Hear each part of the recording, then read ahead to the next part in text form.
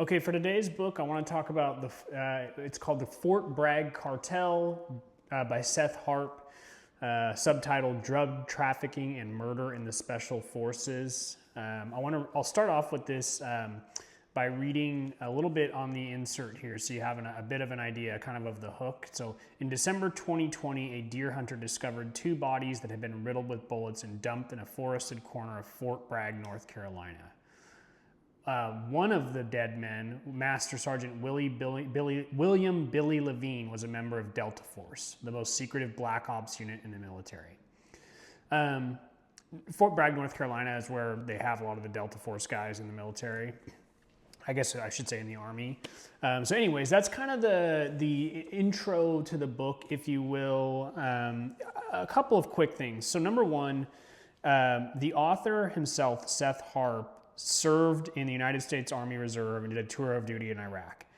I don't know what that entailed. Like, for example, I don't know if he was in combat or anything like that when he was over there, but he's now an investigative journalist. And I do think that's a little bit of a nuance to this story. So the reason why I wanted to talk about this book right now is that there's some people, I don't know if you want to call them leakers, whistleblowers, whatever. The FBI actually just arrested one of them who they're calling a leaker, and it was recently in the news. And so a lot of the subject material was recently in the news, but you're not going to find it. It's buried, right? Because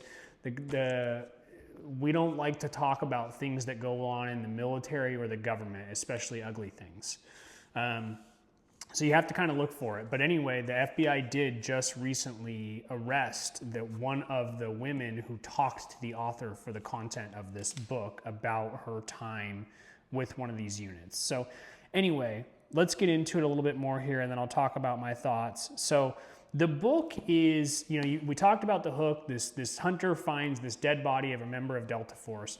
This kind of kicks off this investigative journalist's reporting, in that what he's finding, in his words, is that there is just a culture of drug trafficking in Army's Delta Force.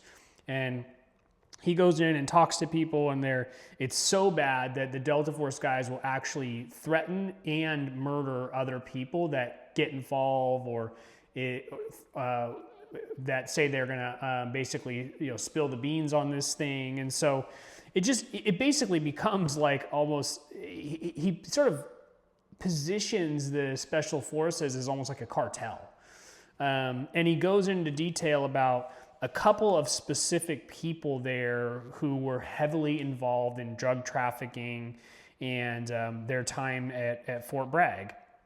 And what the book does is it really kind of paints a story of a cultural issue in particular at Fort Bragg in North Carolina, that everyone sort of knows that there are issues with Fort Bragg with drugs, drug trafficking, all that stuff. Not just them using drugs, but these guys distributing drugs, but that the Army leadership basically turns a blind eye to it. That's kind of what the book's claim is, and he goes into detail and tries to really show that. And he goes into specific people and tells their stories and how that all plays out, and some of it's pretty ugly. Like, there's a couple people in this story that are deeply disturbed people.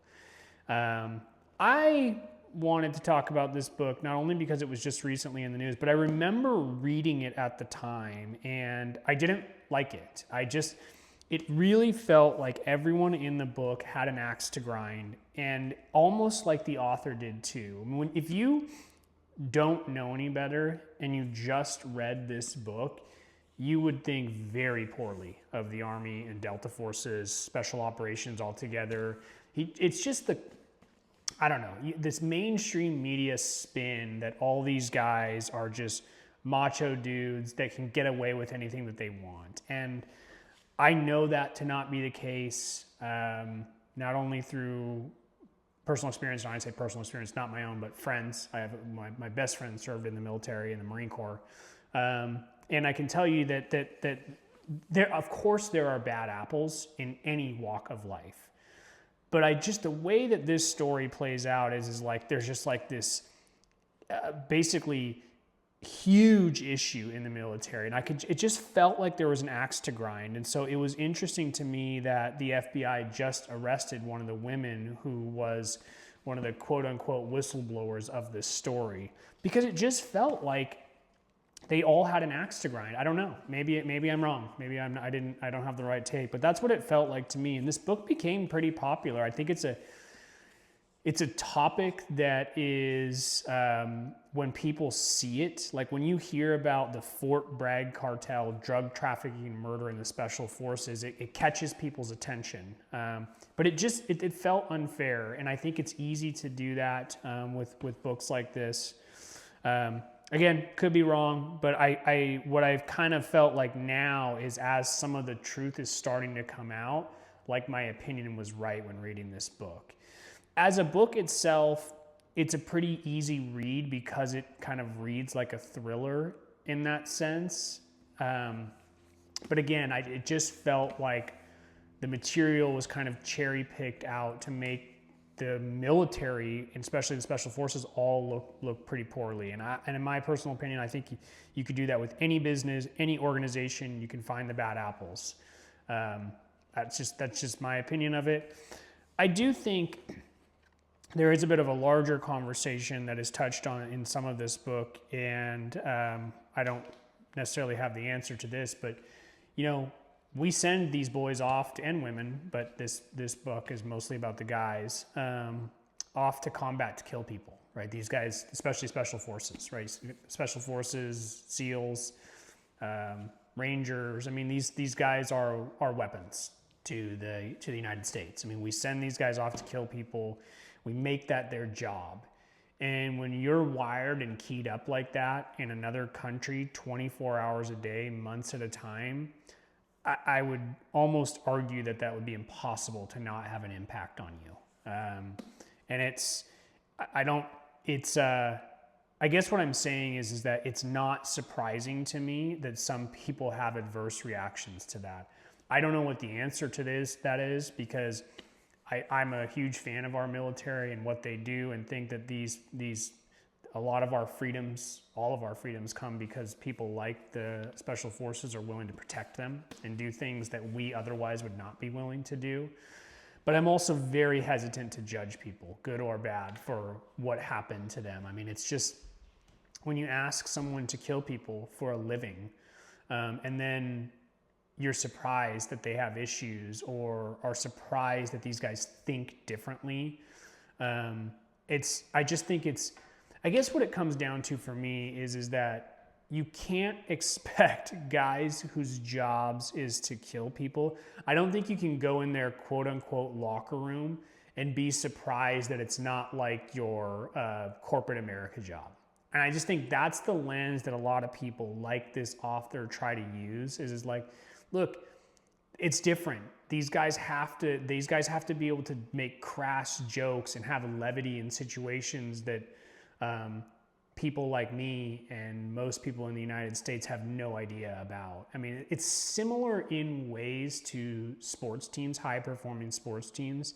You hear this sometimes where people go in the locker room and they're just appalled by the behavior in the locker room, and it's like, you just don't get it. It's taken out of context, and that's what I think a lot of people do with these guys that come back from combat, and especially special forces, is they try to paint them with a brush as if it's just any other job and they should operate, and we politicize it.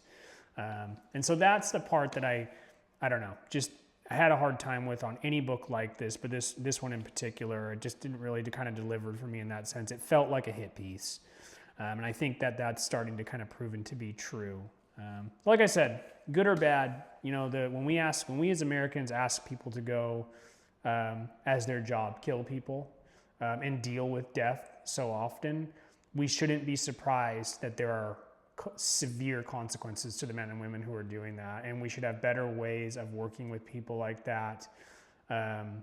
It's so underappreciated. So anyways, that's my review on the Fort Bragg Cartel. Didn't really like the book because it felt like a hit piece, felt like it was an interesting talk here on the channel because it was recently in the news. Appreciate you watching. Thank you.